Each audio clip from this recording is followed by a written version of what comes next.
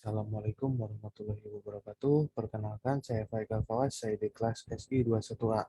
Kali ini saya akan menjelaskan materi matematika distrik tentang permutasi dan kombinasi. Pengertian permutasi dan kombinasi. Permutasi dapat diartikan sebagai aturan, pencacahan, atau penyusunan dengan memperhatikan urutan atau objeknya.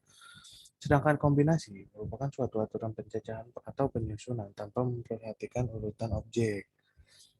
Nah, permutasi dan kombinasi dalam kehidupan sehari-hari itu sering kita terapkan pada kehidupan sehari-hari. Misalkan saat kita menyusut telur dalam suatu tempat, jika kita memiliki 10 butir telur dan 5 tempat atau wadah, berapa banyak susunan yang berbeda yang mungkin bisa kita susun.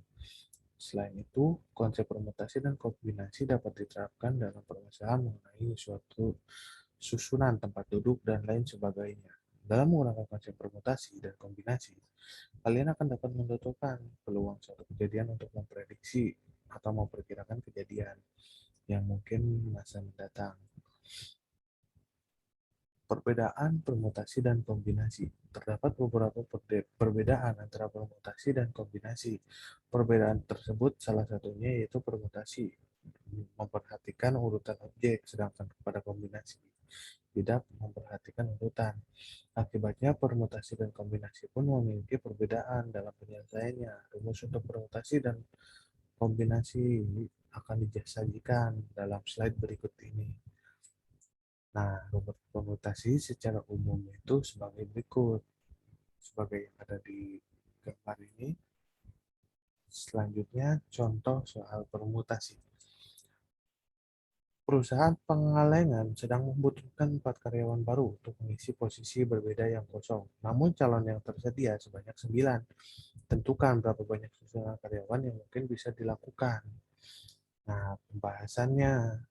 Dalam mengerjakan sebuah soal permutasi, kita harus mengetahui jenis-jenis rumus permutasi dan syaratnya. Dalam soal di atas, 4 merupakan bagian di atas, sehingga kita dapat menggunakan persamaan permutasi anggota bagian. Contohnya, seperti yang ada di gambar di bawah ini. Nah, untuk selanjutnya, contoh soal kombinasi. Rudi pergi ke kamar untuk mengambil 3 jenis buku. Jika di kamarnya terdapat 6 jenis buku, hitung banyaknya kombinasi 3 jenis buku yang mungkin dibawa oleh Rudi. Nah, pembahasannya seperti yang ada di slide ini. Nah, jadi kombinasi 3 jenis buku yang mungkin dibawa Rudi adalah yaitu 20 kombinasi. Kesimpulannya, permutasi dapat diartikan sebagai aturan atau pencacahan dengan memperhatikan urutan objek, sedangkan kombinasi merupakan suatu aturan pencacahan atau penyusunan tanpa memperhatikan urutan objek. Perbedaan permutasi dan kombinasi yaitu pada permutasi memperhatikan urutan objek, sedangkan pada kombinasi tidak.